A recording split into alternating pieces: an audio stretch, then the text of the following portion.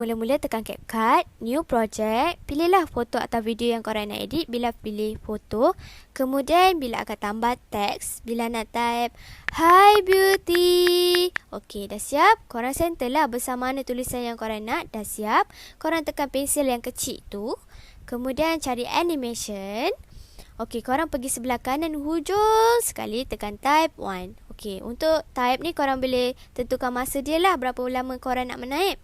Okey, lepas tu back.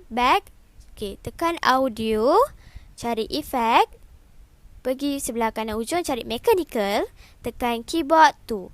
Okey, untuk menaip ni korang boleh tentukan masa dia tau, berapa lama korang nak menaip.